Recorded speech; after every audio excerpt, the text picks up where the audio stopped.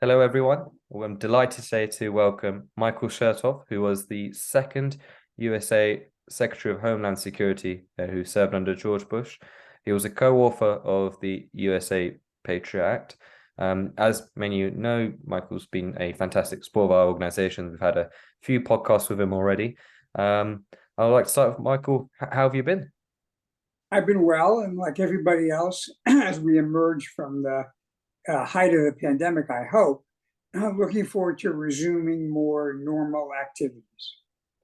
It's funny you mentioned sort of the pandemic. It seems like such a long time ago for us here in the UK. Is the US, is it sort of similar in the sense of back to normal, if you like? I would say there's pandemic fatigue, that for people who are not afflicted with an underlying condition or a special vulnerability and who've been vaccinated, there's a sense that the risk of a serious illness is relatively small, but also, frankly, after 2 years of being on guard constantly, which has become a bit tiresome to say the least, I think people are ready to be much more engaged and in person than would have been acceptable a year ago. Right. Well, a massive focus for us this episode is the US midterms. Before we sort of go into that, do you think the lockdowns, the pandemic played a massive role in the results of the midterms? Actually, I think it played less of a role than one might have thought. In the past, certainly in the 2020 election, the issue was whether more people would vote by mail or not going to the actual polling place because they didn't want to be out with a lot of other people. There still is a fair amount of voting by mail, but I think more people showed up in person. There were stories of people waiting online for hours in order to make sure they could cast their vote. So I think it relieved one of the obstacles to voting that had been present a couple of years earlier. So not not necessarily as big as impact as the 2020 election. What about in terms of policy wise? Were there sort of in areas which you think people were frustrated maybe with the lockdowns, or some people thought that they didn't go severe enough? Do you think that had? I think the lockdowns in this election cycle were less of a concern than previously. I mean, some people still talked about it, but I think most of the concerns that were being discussed were inflation, the economy, things of that sort. That makes sense. Well, a lot of people will in the UK, we follow the midterms. We have a general idea of what had happened. That said, I think it'd be quite good for our listeners to actually get an understanding of what the US midterms actually are and who's actually involved and how exactly it works. So, unlike in the UK, where Parliament can be dissolved and then you go to the polls, we have fixed terms, which means for the president, it's a 4-year term. For members of the Senate, it's a 6-year term. They can be reelected. And for members of the House of Representatives, it's a 2-year term, which means every 2 years they have to get reelected. When a president is running, that's a presidential year, and they call that a presidential election. And then everybody else in the Senate and the House is kind of below them on the ticket. They're less noticeable. But between presidential terms, there's a 2-year period. And at the end of that second year, the members of Congress are up again, and some of the senators are up again, and there is no president on the ballot. So that tends to make it a little less of a national election in some cases. The other thing is, historically, when people have looked at the way parties fare in the midterms, the general rule has been, with a few exceptions, the president's party loses a lot of seats in the midterms because people who are dissatisfied with the president vote for the opposition party and they want divided government. So the expectation normally is that if a president is one party, in the midterms, his party in Congress will wind up losing seats. Well, why is that? Why is that expectation that the president's party will not do as well in the midterms? It's been viewed as partly just, well, of course, it's historically been proven to be true. I think the assumption is that people, when they have some dissatisfaction with the way the economy is or policy is under the president, they will take it out on the president by voting for his opposition. So it's kind of almost an automatic well, it's not perfect, so we're going to turn to the other fellows. Right. And that tends to promote divided or distributed government. Right. That's good to know and get that insight. And I think going forward here, how were these elections that have just happened now? What actually happened and what were the results? In the UK, we always find it interesting how sometimes the results, they continue for many days. Here in the UK, it's very much, we know everything Yeah. by midnight or a few hours after. So how has it been this year in 2020? What was stunning about this year, and that's why I went through this discussion about what normally happens in the midterm with the opposition party, is that actually the Republican Party, which was not the party in the presidency going into the midterms, actually did very poorly in terms of the traditional model where they wind up getting a lot of seats, because they're not the president's party. In fact, in the Senate, and we have one race that is still going to be decided in December. In the Senate, the Republicans gained no seats. That's very unusual. In the House, it looks like they did get a majority, but barely, maybe a handful of seats, whereas traditionally one would have expected 20, 30, or 40 seats to change from Democrat to Republican. So in many ways, in reality, this is a victory for the Democratic Party and for President Biden, because the loss, if any, was so minuscule that compared to the normal expectation, it was a triumph for the Democrats. So I think that's the kind of big picture takeaway.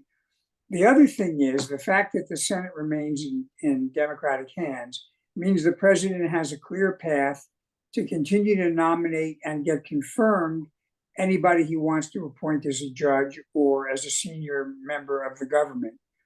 It also means that the Republicans in the House will be very limited in terms of their ability to pass legislation that's antagonistic to the president. But it may also spell legislative paralysis, that there won't be much agreement between the Democrats in the Senate and the Republicans in the House, and therefore not much will get done. So, going back into we definitely want to dig in deeper why these results happened and your take on it. One of the things you mentioned there was sort of there's another election, I think, in December. Why do the results take so long? Is it just a capacity issue in terms of, is that the main reason? Well, some of it is this. I mean, you have people who vote on machines; those can be tabulated quickly. A lot of people voted by mail. And then you have to open up the envelopes, you have to compare the signatures, and that's a manual process. In some states, they'll take anything that was postmarked by the election, even if the mail delivered it a day or two later. So it's not unusual to have results over a period of time. Now, we're used to getting an answer the same night, because what happens is the media looks at the partial returns, and then they use various formulas to extrapolate who the winner is going to be. Right. But that's not really an official declaration of victory. It's a prediction. It's tended to be right, I think, in this instance, because of the experience we had in 2020, where Donald Trump, without any evidence, kept claiming there was a big fraud. I think the media became extra careful about making sure that there was solid basis for a prediction before they said something publicly. There hasn't been the same fraud claims this election. It hasn't really been covered. We haven't seen. We obviously in 2020 we were very well aware of Donald Trump's claims. This one, I don't think we've had any sort of coverage here in the UK. So, is that correct that there haven't been the fraud? Well, here's the good news. The good news is, unlike 2020, very few people claimed that the election was rigged or there was widespread fraud. And in fact, many of the people who had gone into the election as Republican candidates, echoing or repeating the line that 2020 was stolen, not only did they not repeat it after the election, but they actually conceded when they lost, and admitted the other side won. So in some ways, the good news here is it looks like for many, although not all candidates, this was a repudiation of the Trump model which is if I don't win, I just make up false accusations and repeat them endlessly. I suppose that's one good aspect of Yeah. what happened in 2020 to Yeah, now. I would Um, say for most people, again, I recognize there are differences of opinion. For most people, the outcome of this election was a very pleasant surprise that exceeded even optimistic projections. That we got most of the deniers lost and admitted that they lost, that we had very little violence or disruption in voting, that there were no major, except for one county in Arizona, there were no major glitches with the vote count process. So it actually seemed in a remarkable way a return to the normalcy of our elections, which I've experienced over my entire lifetime. that was going to be my follow-up. So is it, for us in the UK, voter fraud is barely ever mentioned in any of our elections. So with the Trump incident in 2020, would you say that's an anomaly? Do you get that? Do you often get candidates? Obviously, he did it to quite an extreme level, but do you get sometimes candidates in previous elections, would they claim voter fraud? Not necessarily the same manner as he did, but similar, or is that it was almost a real anomaly in Trump? Occasionally you get in an individual race, particularly if it's very close. Someone will call for a recount. Right. Because there's a concern if it's too close, maybe someone made a mistake, and that does happen. It's isolated, and it's usually there are legal formulas about how close the vote has to be in order to get a recount.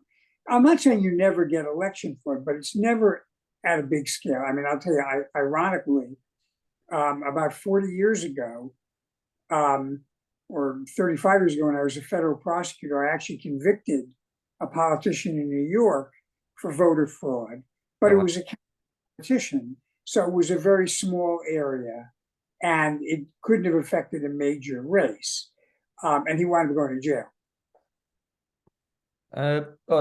Again, I think one of the things for us here in the UK was really good not to kind of have that, that retaliation or hearing that sort of response. Going back to the actual results of the midterm, so for us, maybe 2-3 months ago, maybe a bit more, we expected a really big landslide Republican victory, and that was what we really perceived here in this country, and obviously that didn't come into fruition. Why are some of those reasons that they didn't necessarily get the result that they expected, and Democrats did a lot better than a lot of people expected? What are sort of your key takeaways of why that happened? I mean, there's people are still arguing about this, and you can never really know. I mean, the best thing I can suggest is that the projections in advance that the Republicans would win were mainly based on, the fact there's relatively high inflation. Although the economy in general is doing pretty well, although people are predicting a recession. The two factors that it seemed maybe became more significant than some of the predictors realized were, first of all, concerns about democracy. And it turns out a significant number of people were worried that some of the Republican candidates, for example, the guy running for governor of Pennsylvania, had articulated very extreme theories about conspiracies and fraud, and therefore it alarmed people, and they felt it was more important to vote for someone who rejected crazy conspiracies, whatever the economy is. And then, frankly, I think the abortion issue, when the Supreme Court overturned its decision saying abortion was a protected right of a woman to choose, for many women, they became concerned that some of the Republican candidates were then going to basically take away any semblance of choice they might have about how to control their bodies. And that motivated a lot of them to go to the polls. So do you think Roe versus Wade, again, it's been covered a bit here. We get sort of snippets of what's going on there. Do you think that played a massive role? Because that's what we've heard a lot in this country. That's been one of the things that we perceived as being a really big issue. I think it played a very significant role. And the proof of that is if you go to certain states, even where they actually had on the ballot some kind of a proposition about banning abortion, even in states that are conservative, those propositions were all rejected by the voters. Mm-hmm. And that's, again, I think would not have been expected necessarily. So I think it turned out that was a hidden issue that had much more potency than the predictors would have assumed. So what happens now in the sense, if we talk particularly on that issue, now that, Republicans didn't do quite as well as they expected, are we likely to see that, come back into play where, see the legalizations of abortions across the country? Are we likely for that change? Or? I think you may see, there may be some effort in Congress to move the abortion issue either one way or the other. It may be that actually there are enough moderate members of the Republican Party in the House that they would be willing to combine with the Democrats to actually create at least some guarantee of choice. And there may be some other issues where you can get some bipartisan agreement. For the most part, I think, though, you're more likely to get gridlock in a lot of cases. And the one thing which I'm quite sure we're going to see in the House, where the Republicans control, is an impulse to investigate everything about the Biden administration and, try to use the hearing process as a way to kind of torment and distract the people in the Biden, administration offices. A massive talking point is naturally who is going to be the next Republican leader. Obviously, President Trump, shortly after the results announced he's running, Ron DeSantis has obviously got a lot of momentum. Do you think the midterms will play a part in who the Republicans next pick as their leader? Well, again, I'm not a political expert, but based on what I've seen in the days thereafter, in the run-up to the midterms, much of the kind of aura that Trump tried to project in order to get people to pledge loyalty to him was, oh, if you don't, or if you're not loyal to me, you're going to lose. If you're loyal to me, you're going to win. His candidates did not do very well. So the magic looks like it's not there. And I think, frankly, that's going to undermine his appeal going into the Republican primary season. Plus, I think the Republicans, not all of them, but some of them that would have supported Trump in the past, really want a fresh face. And maybe someone who's a little bit more self-disciplined and linear in the way they think, as opposed to someone who's mainly talking about himself all the time. Now, you can never tell, because if you get a lot of people running, that may split the vote and maybe Trump wins. But I would be surprised at the end of the day if Trump wound up winning the nomination. But, again, I'm not a political pundit, so my prediction isn't worth very much. If you had to go for someone, who would you go for if you had to really pick someone for the Republican? But maybe actually, if you don't want to make the prediction, maybe someone that you really like within that party that maybe we in here wouldn't know so much about. Yeah, I just don't think we know who's going to run yet. There are a lot of people whose names are out there and they've been coy, but until we get at least a year from now or 9 months from now, you're not going to really have a sense of what the field is. What about going to the Democrats? They obviously did a lot better than a lot of people expected. There's, again, we had sort of hearing rumors that President Biden will, not be running in 2024. Do you think this strengthens his case to continue to run in 2024? Well, I think it's, certainly strengthens his case that he's done would be an effective opponent to whoever the Republicans put. He's got to make a personal decision, obviously, about what he wants to do. Again, it was obviously a massive shock with what had happened in the results, and you touched on abortion and some of the other sort of issues. What do you think the Democrats did, if you like, well? We highlight some of the issues within the Republican Party. What are some of the things that the Democrats did well to get this? Well, I think the Democrats said, we're going to speak for the right to choose for women and protect women's rights. We're going to speak up for democracy and the Constitution.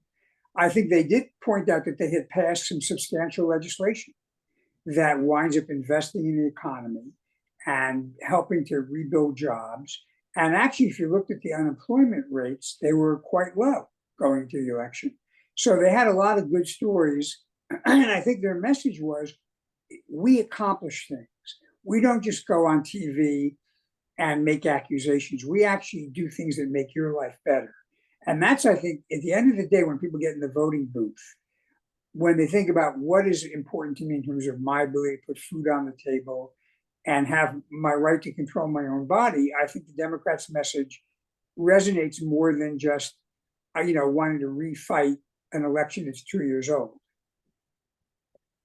What do you think this means midterms wise for the 2024 election? Because there's obviously results we didn't expect, and do you think this will do, shaping both the major political parties? I mean, I think the Democrats will continue to run on, we've accomplished things, we have more things to accomplish. Here's what our program is to make America, the economy healthy, again, guarantee your fundamental rights and things of that sort. What the Republicans will do, it's really hard to predict. It depends on who the candidate is. You could have a candidate who runs on economic issues, or you could have a candidate who runs on, I don't want to have them teach certain things in school, which is not really the kind of thing that a president gets involved in. Or you could have a candidate running again on some weird conspiracy theory, like a few of the Republican members of Congress espouse. It's definitely fascinating following what's going on in the States at the moment, and naturally, I think foreign issues, especially what's going on in the world, is I'm sure very important. Before we touch on the things that are going on, whether it be China, Russia, Ukraine, again, do you think the sort of general world geopolitics situation had an impact on the midterm specifically? Well, one of the things that I've been involved in, I've been co-chairing a transatlantic commission on election integrity with Anders Rasmussen, who, as you know, used to be the Prime Minister of Denmark, and it's an international group. And part of what we look at is really foreign interference and disinformation aimed at affecting elections. And we've certainly seen those disinformation efforts in the past. Meta, the tech company, did an analysis of disinformation. There was Russian disinformation aimed at the voters, both on the right and the left, trying to get them stirred up. The Chinese began to do some of that as well. And then the Iranians focused their disinformation on promoting people they thought were not anti-Iranian and therefore more willing to agree to, enter into a treaty with Iran in terms of lifting the boycott. So there was definitely foreign interference here. Whether it was effective or not is debatable. I mean, certainly the result doesn't show tremendous effectiveness. But I will say that Putin gave a speech maybe about a month ago where he talked about how, he has nothing against Americans. He has a good relationship with Americans who believe in nationalism and, Christian values. And the people that are a problem in America are the elites who just want to destroy Russia for their own, purposes. And what that was a blatant effort to appeal essentially to the Trump voter and to try to split the U.S. Congress and get some of the members of Congress to vote against continuing aid to Ukraine. And you've seen a few murmurings from a few members of Congress, well, maybe we ought to look again at whether we want to be putting this much money into Ukraine.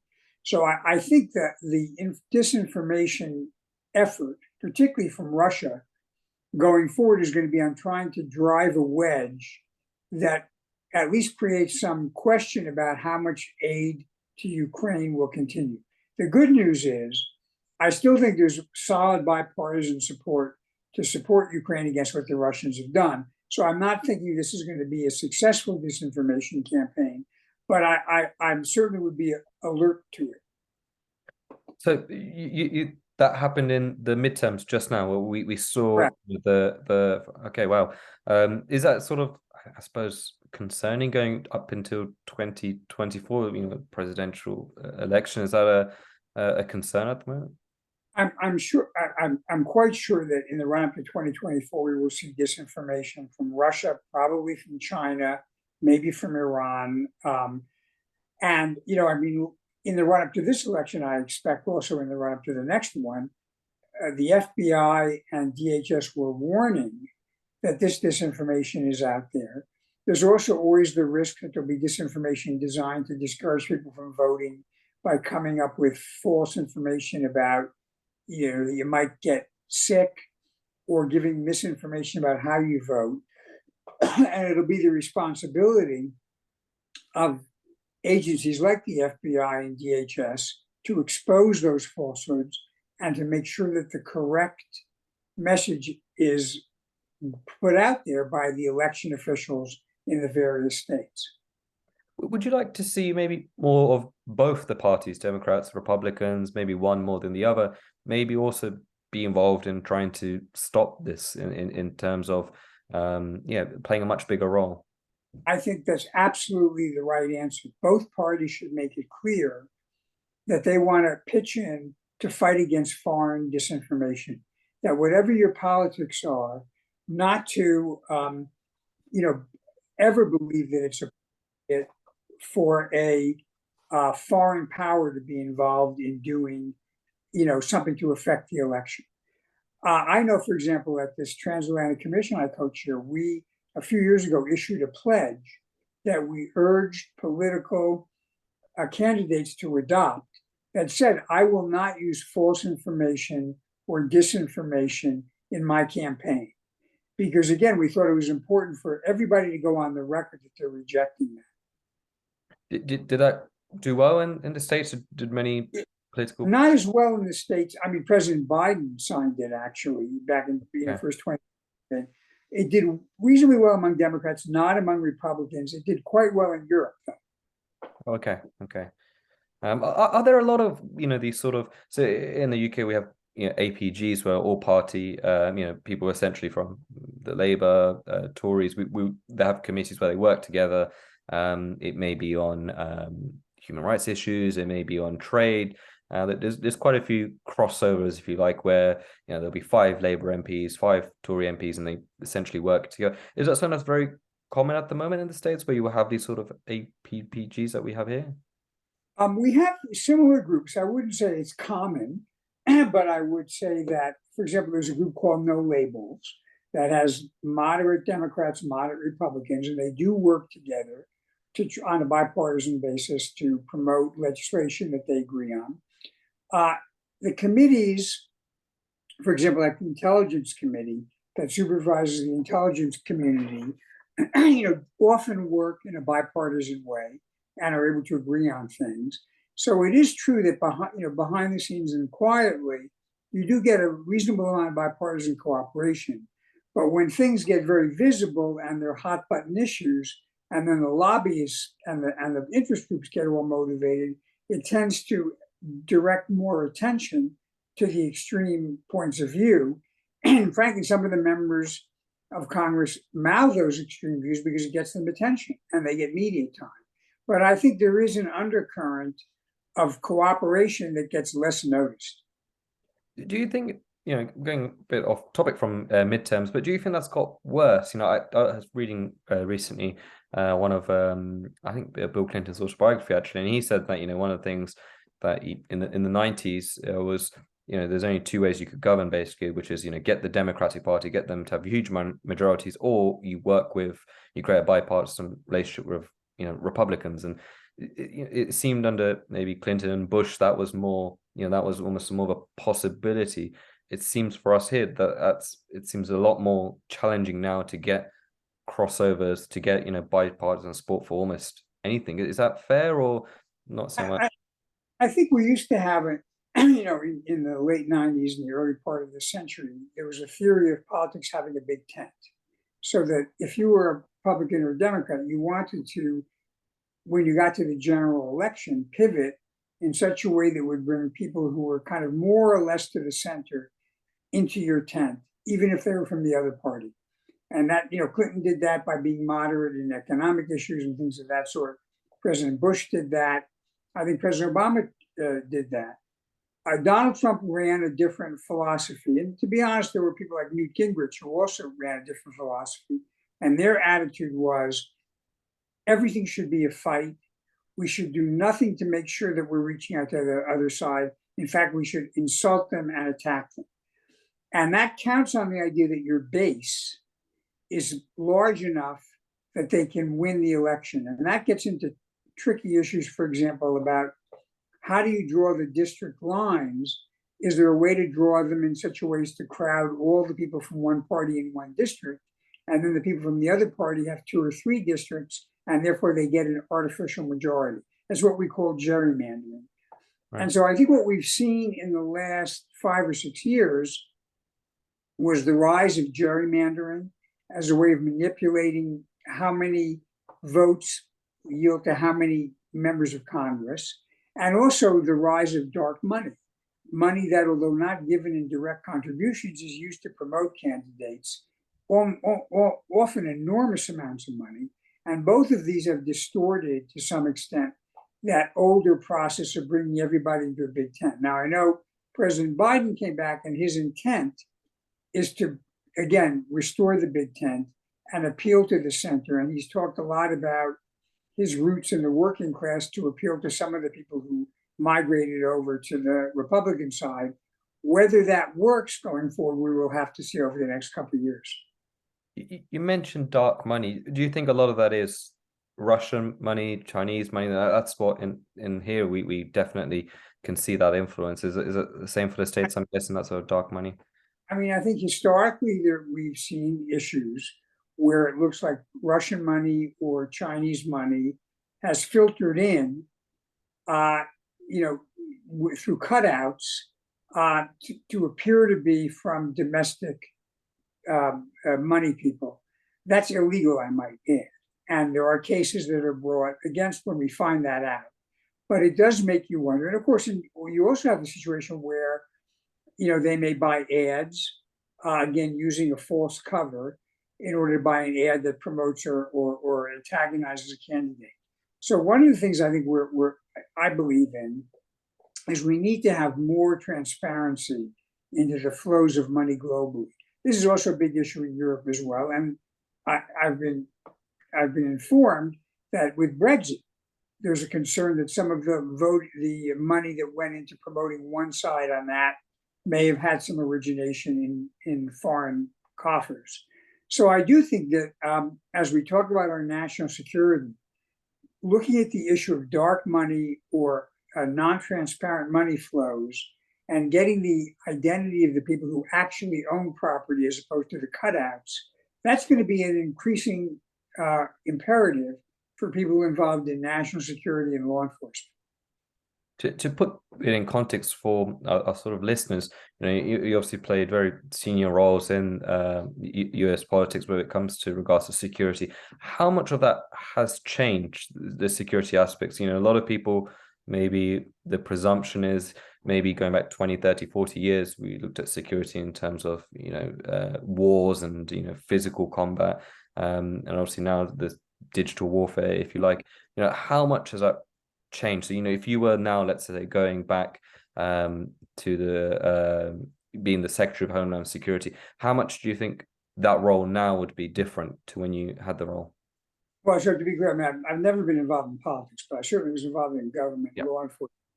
And I would say that actually this is an area that has significantly changed. It may be that it actually changed a while back and we only recognized it more recently.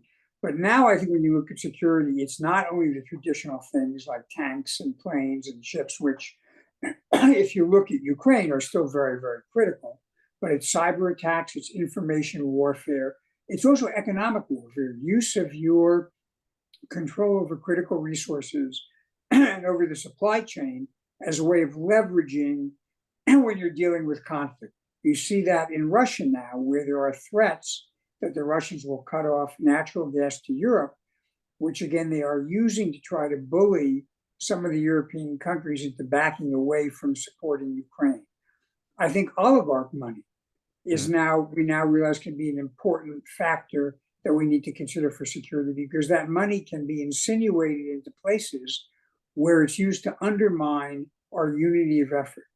A lot of the way the Russians play the game of geopolitical conflict is by looking at how do they play with your mind and your information, what they call active measures. This goes way back.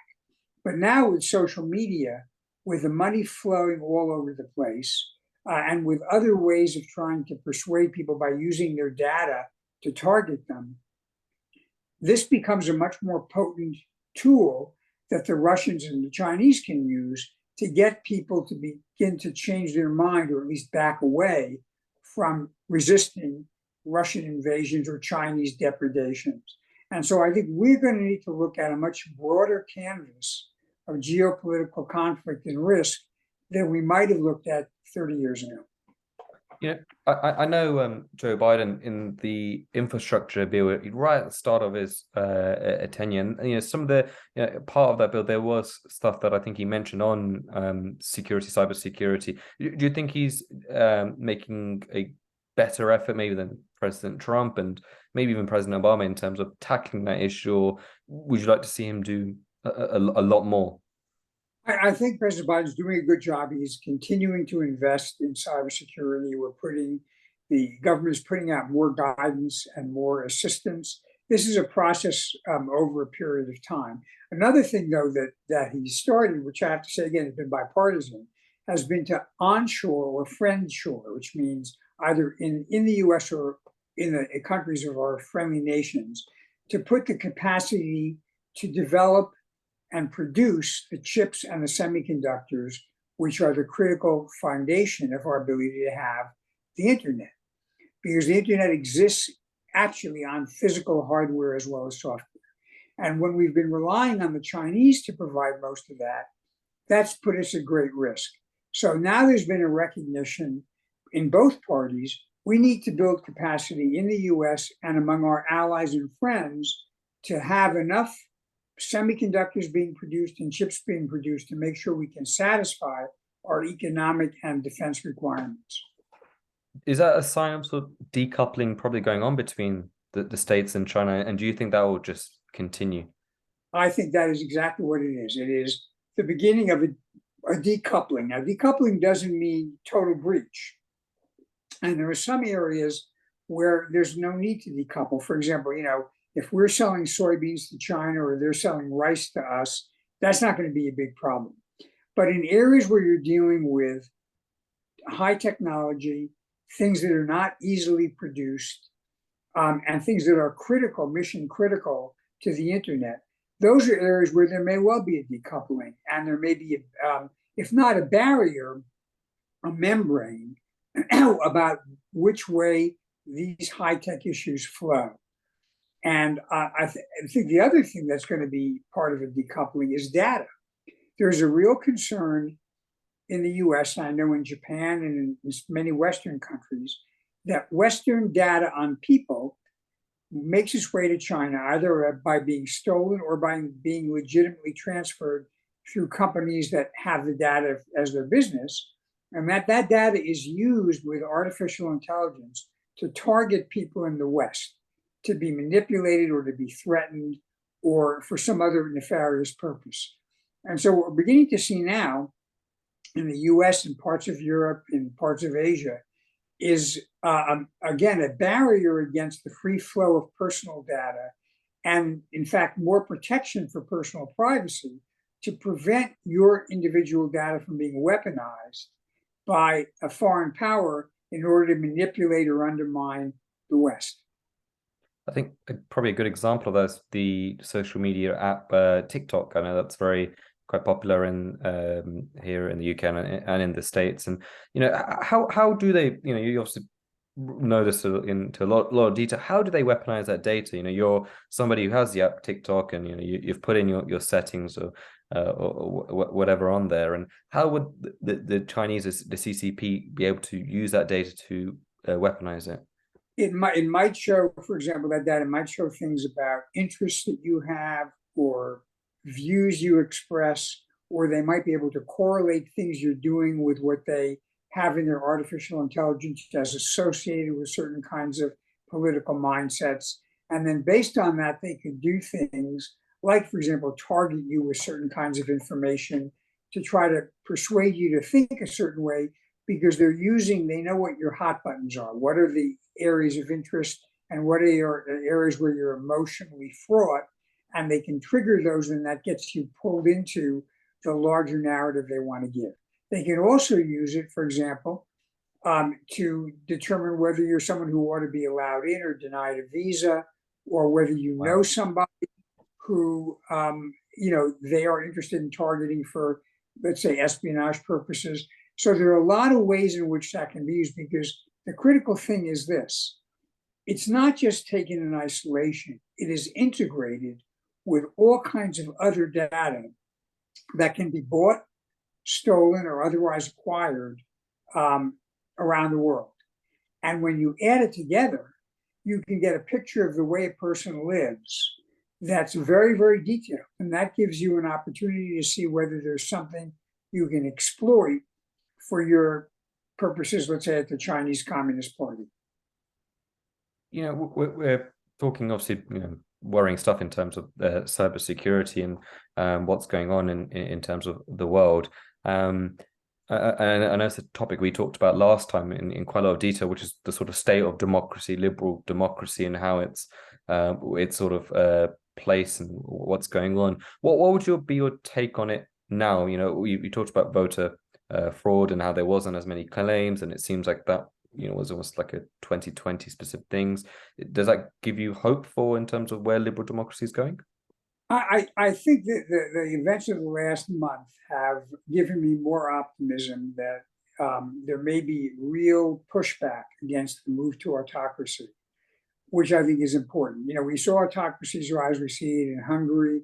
Right-wing parties did better in a number of other countries, even in Italy. That the new head of the Italian government is right-wing. But in the last month, Bolsonaro lost, and he apparently is not interfering with the peaceful transfer of power. We saw the election in the U.S. We saw a number of conspiracy theorists and racists lose their candidacy, lose their elections. And so it makes me feel that it may be that, again, that solid center has now realized, this is important. This is about our fundamental rights and our values. And now they're beginning to take this more seriously. But it doesn't mean we're by any means home free. We could see this go back and forth. The playbook for autocracy is pretty detailed. The use of social media and global communications means you have global networks that are promoting the kinds of ideologies that lead to autocracy. There are types of autocrats that explicitly appeal to religious imagery and try to cloak themselves in the garb of religious fundamentalism, and that tends to attract some people.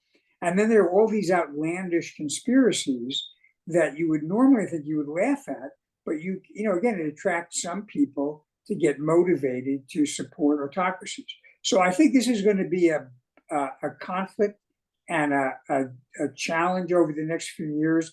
But the events of the last couple of months give me some hope that now the forces that believe in democracy have gotten themselves mobilized and are actually prepared to fight and push for defending the values of what we call the liberal democracies.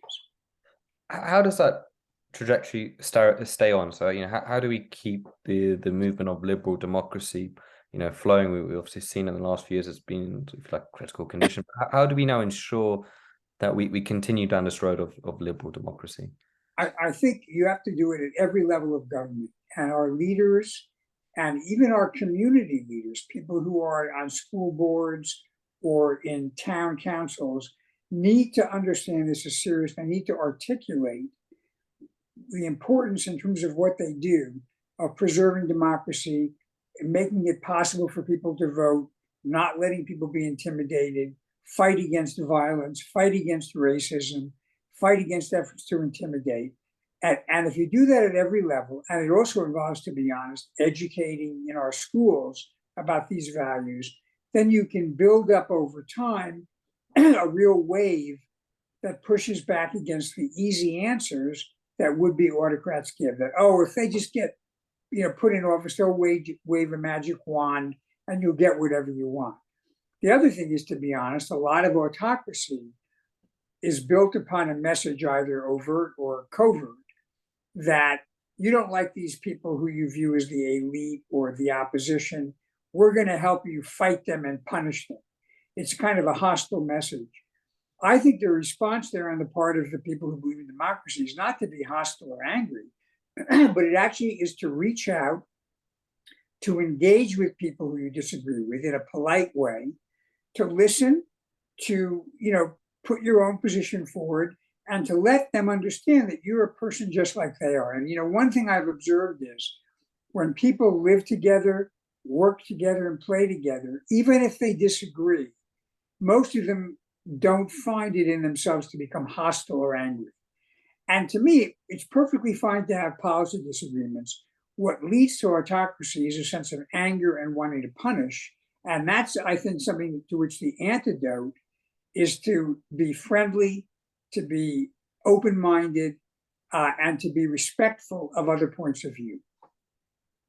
I think so many people would definitely agree with that. I think that's a global definition. We see a lot in the UK that anger and hostility to, if you think certain views on whichever side you're on, and it seems worrying in the last maybe 4 or 5 years. We've seen it across the globe where it just seems to be getting wider and wider, and hopefully that's at some point will start to seriously reverse.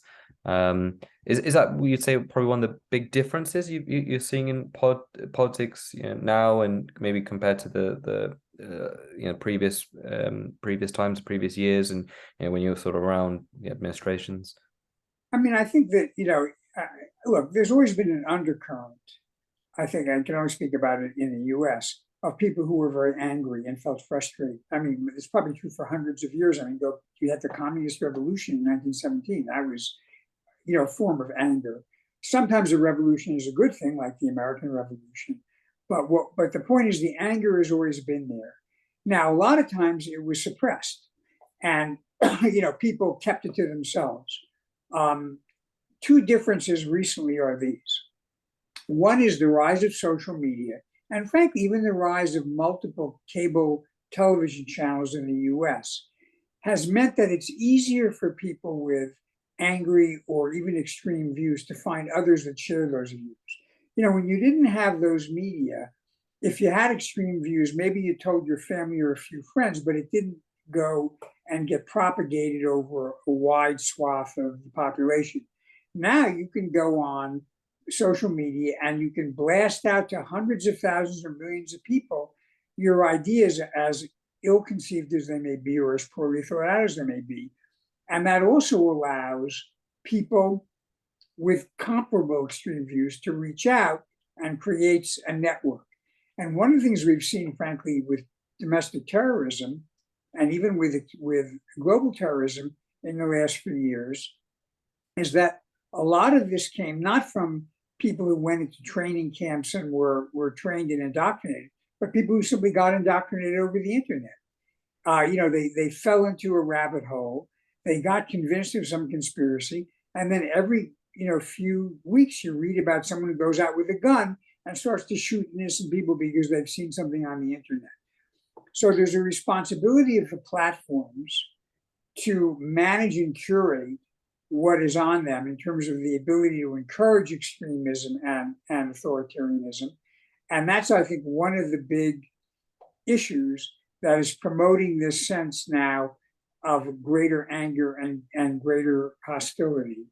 And then the other thing I have to say is, I think sometimes those people who have been in charge of our economy and our government have not been mindful of the need to make sure that everybody feels included, that all the stakeholders see the value, and they don't just simply feel that they're being exploited so a few people at the top can have, riches and power.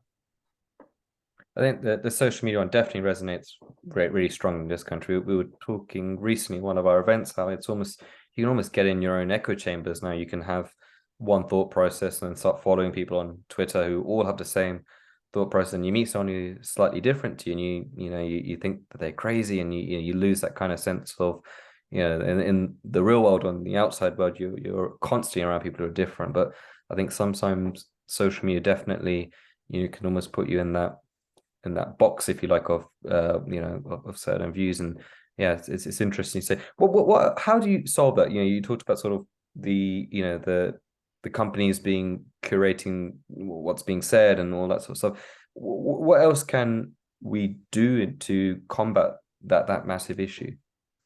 Well, we want to be careful not to have the government act as a censor for content, even content we disagree with.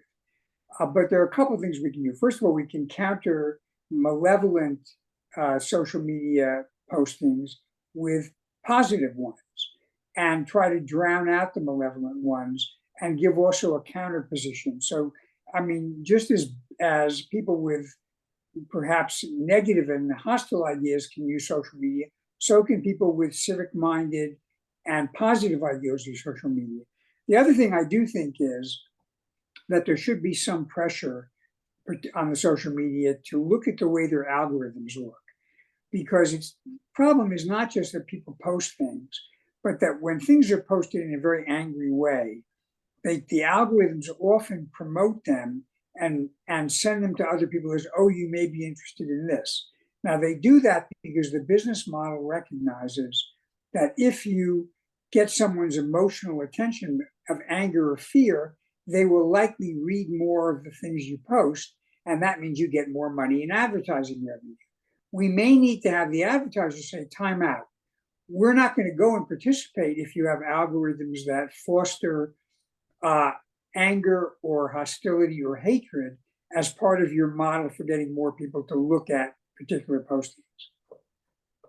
I think it's some really interesting points, and I think it'll be interesting to see how that pans out over the next couple of years. I think ending on sort of midterms, that's the theme of this sort of podcast, and getting your take on a couple major things that we've seen. I think Nancy Pelosi announcing she's stepping down regardless of people's opinions of her, positive, negative. She's served, been there for a very long time. What will that mean going forward for the Democrats and that role in particular? I think it was a graceful and wise thing for Speaker Pelosi to do. She's done a great job promoting her views and managing her caucus, but there has to be a recognition that a new generation needs to feel the opportunity also to have its ideas be in the leadership role. And gracefully handing over the reins of power is not only good in itself, but is a very good message to some of the people that have been creating the problems on election denial, that they need to realize, no, sometimes losing gracefully is better than winning by cheating or by creating anger. I think that's a really good way to end this podcast. It's been great to have you on, and hopefully we can do this again soon. It's always interesting for us here in the UK to get some inside information to what's going on in the States, and midterms are obviously they play an important role in this country and many others too. So thank you for your time today. Thank you, and have a happy Thanksgiving. Thank you.